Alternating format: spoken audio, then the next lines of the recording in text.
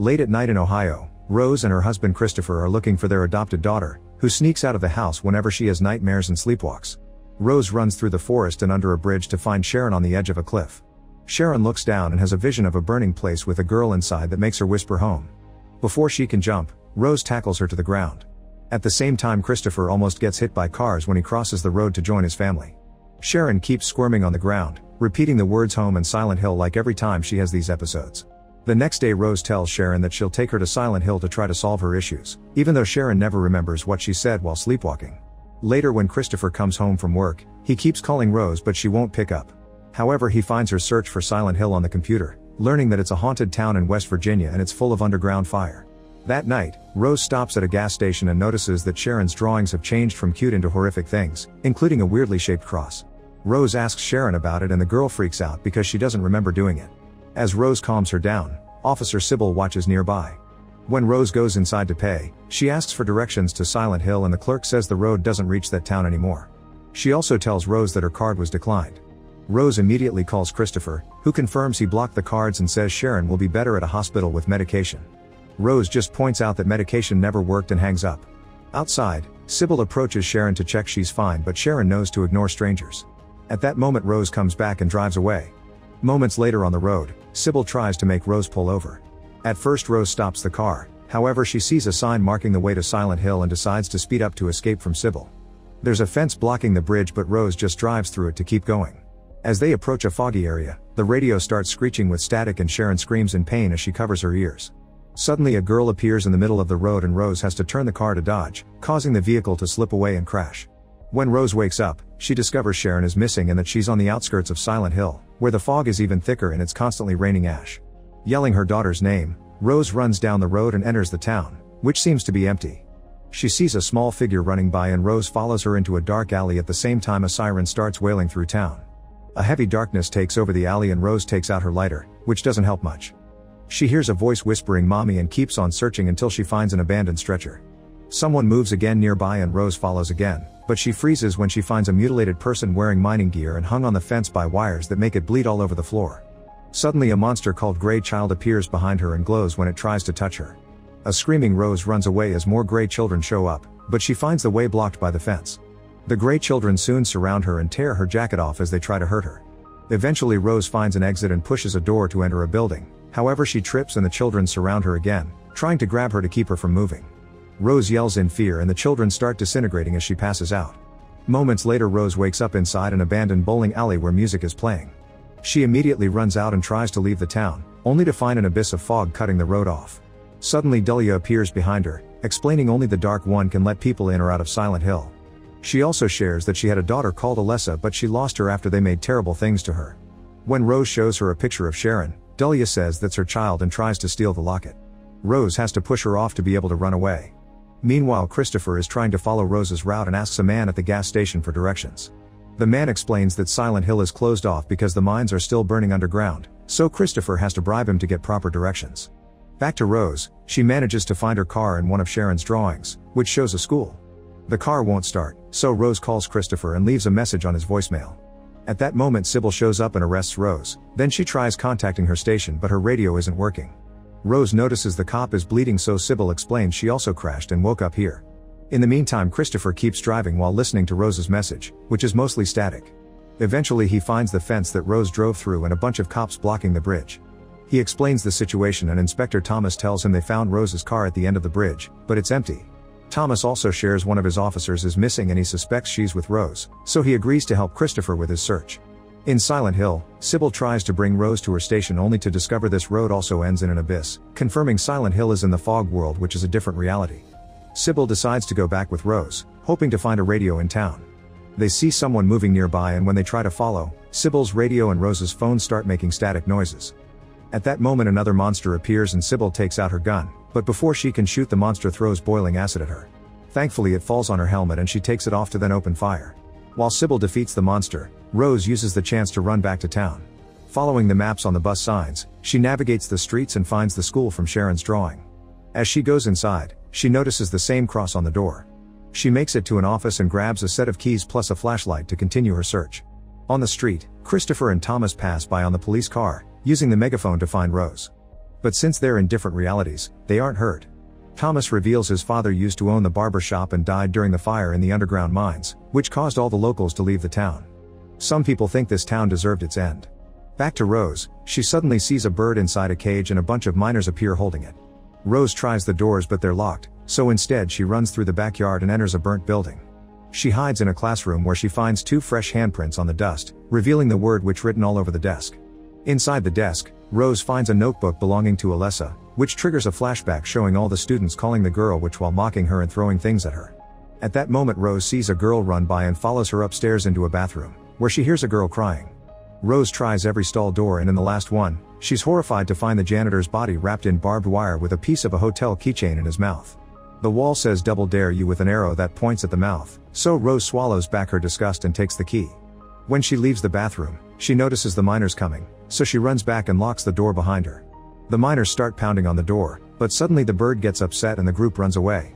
Then the siren starts again and the room is filled with darkness. Rose uses the flashlight and watches how the bathroom begins to rot and darken. The janitor comes out of the stall and ejects his blood on the wall. Rose starts running, finding more bodies on her way out. Downstairs there are creepers covering every wall and attacking the miners. A screaming Rose takes another corridor that is blocked by a fence, so she goes around the corner and is shocked to find the burning mine. She quickly crosses a bridge and looks up to find a creepy-looking Alessa making more dark drawings before she falls off.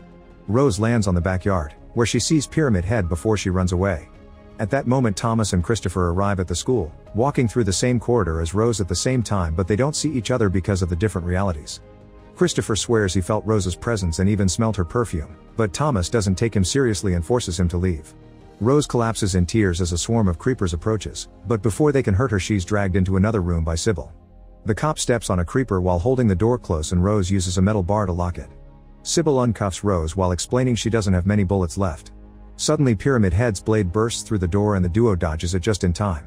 He tries again and starts making the hole bigger, allowing the creepers to get in. Then Pyramid Head reaches inside to remove the bar, so Sybil shoots his arm. This doesn't stop him, however before he can come and all the creepy things start disintegrating. Pyramid Head disappears and the school looks normal again. Afterward the duo agrees to find the hotel from the keychain. Meanwhile Thomas makes Christopher leave town and tells him to leave this to the cops. However Christopher can tell they're hiding something and calls the county archives to ask about Silent Hill, but they tell him it's classified. That night, Christopher waits for the workers to leave and breaks into the archives. From Thomas' reports, he confirms the story of the fire and finds a picture of Dahlia's daughter Alessa, who looks just like Sharon. On the other side, there's information about a case of kidnapping and assault that happened in room 111 of the hotel. In Silent Hill, Rose and Sybil find the hotel and hear a woman screaming for help. They find Anna throwing stones at Dahlia while yelling things about faith and doom. The duo quickly stops Anna and Dahlia runs away. Anna explains Dahlia was cast out and calls her a sinner. She also reveals she's here looking for food for the survivors that live in the church. Rose takes a knife from her while noticing the weird cross on the floor, and Anna clarifies it's the symbol of their faith. Inside the mailbox for room 111, they find one of Sharon's drawings so they go looking for that room. They check every door but can't find 111.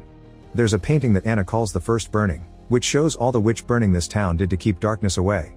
Rose notices the painting matches Sharon's drawing and starts destroying it with the knife, finding room 111 behind it. There's a hole in the wall and the women jump through it to reach another building, dropping the knife in the process. Suddenly a little girl runs by and Rose follows her by jumping on some old debris above a hole. She almost falls but quickly recovers and reaches the girl, who happens to be Alessa. Rose asks about Sharon and Alessa responds by showing the flames on her arms that suddenly grow large. When Rose blinks, Alessa disappears. Sybil finds her and throws a rope to help her jump over the hole again, then Rose shares her conclusion. It was Alessa who made them crash and guided them to this place. While Sybil notices another cross, Anna asks them not to say Alessa's name. At that moment a bunch of birds fly out of the hole and Anna announces they must leave because darkness is coming. The trio runs through the streets as the siren wails again and they make it to the church, which Rose recognizes from the drawings too. Suddenly tons of survivors show up to hide in the church except for Dahlia, who tells Sybil not to follow them because these people are manipulating and deceiving. Anna throws a rock at Dahlia as she calls her a liar, but Rose tries to get information out of her anyway. Soon the darkness starts taking over the place so Sybil drags Rose into the church. A furious Anna stays to throw another rock at Dahlia but she's caught by Pyramid Head, who rips her skin off and throws it at the church's door. Inside, the locals start calling Rose and Sybil witches and try to push them out, ripping off Rose's locket. Sybil shoots her gun to make them back off as the leader Christabella arrives to calm her people down, reminding them the Anna died because she broke the rules and not because of two strangers. For the next few hours, Christabella and the group do nothing but pray. Meanwhile, Christopher visits the orphanage where he adopted Sharon, but the nun in charge refuses to share any details about the baby's past. Christopher snaps and gets aggressive, however he's interrupted by Thomas, who handcuffs him for breaking and entering. Then Thomas explains Alessa died on the night of the fire and that the cult that lives in Silent Hill did horrible things to her. He shows the burn scars on his hands as he explains some kinds of justice are up to God before sending Christopher home, telling him to drop his search or he'll end up in jail. When the darkness hours are over in Silent Hill, Christabella finally talks to Rose and Sybil. She tells them that a demon controls the town and that Rose must face it if she wants to find Sharon, but nobody who tried has ever come back. Rose is determined to do it anyway, so Christabella and some miners take her and Sybil to the local hospital. She makes Rose memorize the map while explaining that this is the demon's domain and that the darkness lies in room B151. The miners open an old elevator and give Rose a flashlight. Christabella also returns her locket. However, when she sees Sharon's face, she notices she looks like Alessa and accuses Rose of being a witch. She orders the men to stop her, so Sybil fights them while pushing Rose into the elevator. One of the guys reaches inside and grabs Rose by the hair, but Sybil brings him down and closes the door. Unfortunately, when she fires her gun there are no bullets, so the miners surround her and brutally beat her up. At the same time, the elevator goes down and Rose reaches the basement, where she recites the directions she memorized to navigate the corridors. Suddenly she finds a bunch of dark nurses who start to slowly move toward her, but they freeze when Rose turns off the flashlight. She starts sneaking past them, which only goes well for a few seconds. The nurses wake up and try to kill Rose, who dodges their attacks and causes them to hurt each other instead. Rose crawls to go through the group unnoticed and leaves the flashlight behind to keep them distracted, then she can run again. When Rose crosses the door of room B151, she hears Alessa's voice saying she'll be rewarded with the truth and a flashback begins. Alessa grew up without a father and the religious locals judged her for being a bastard, which caused the other kids to call her a witch. Even the janitor was abusive toward her. Christabella convinced Dahlia that Alessa could be purified and her cult gathered at room 111 for the ritual. Dahlia was devastated to discover she had been lied to and Christabella intended to burn Alessa like a witch. However, the device they used for the witch burning malfunctioned and started the fire that destroyed the town. Dahlia tried to rescue her daughter but it was too late, and Thomas hurt his hands bringing out Alessa's burnt body. The girl was kept in the hospital, where her pain fed her anger. Eventually that anger became powerful enough to manifest herself into a ghost and she covered the town with darkness as revenge. When the flashback ends, Rose finds herself in Alessa's hospital room. Her burnt body is still on the bed and her ghost appears next to her old nurse.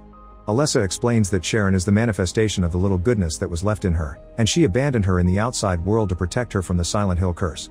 Christabella wants to purify Sharon too, so Rose agrees to help Alessa get her revenge. The ghost hugs her and enters her womb while it's revealed the nurse has been bleeding from her eyes all these years. Meanwhile, it's revealed that Sharon has been staying in Dahlia's apartment. Christabella arrives with her men and Sharon tries to hide while Dahlia defends her, but the guys are stronger and easily kidnap them both anyway. Moments later the cult is gathered at the church, where Christabella starts a fire. Sybil has been tied up to a ladder and the group lowers her just enough to keep her above the fire and burn her very slowly. Soon her body catches on fire and she dies. Next the cult ties Sharon up too, but before they lower her, Rose arrives and starts sharing the whole truth. Christabella's ritual have never kept demons at bay, it actually created one. Some of the townspeople strike Rose as she walks by, but she never gives up and yells that this faith brings death. Suddenly Christabella stabs Rose and calls her a blasphemer as she drops the knife. The blood drips on the ground and allows Alessa to spread the darkness inside the church, which used to be off limits for her. The locals turn on their flashlights and watch how darkness pours out of Rose's wound, which rots the floor to reveal the burning mines. As Rose's wound heals itself, a bunch of barbed wire raises from the ground to bring up the burnt Alessa on her bed. Those wires grab Christabella and go up her groin to then burst out through her belly, killing her before splitting her body in two. Then the wires start killing all the cult members, including the guy that is about to attack Rose. While Dahlia admires what her daughter has become, Rose saves Sharon and takes her to a corner, where the girl sees Ghost Alessa approach her before passing out. Minutes later, sunlight enters the church, which is now clean and empty except for Dahlia, Rose, and Sharon. Dahlia wonders why Alessa didn't kill her and Rose explains a mother is God in the eyes of her child. Then she and Sharon return to her car, where Sharon finally falls asleep without having any nightmares. Rose drives while calling her house to leave a message, which arrives with only static. In the city, Christopher is having a nap but wakes up when he senses someone nearby. At the same time Rose and Sharon arrive at the house. However, when Christopher goes outside he finds nobody, yet his family is inside the house. This means Rose and Sharon are still in the fog world because nobody ever truly leaves Silent Hill. Make sure to subscribe and turn on notifications so you can watch more videos like this. Thanks for watching.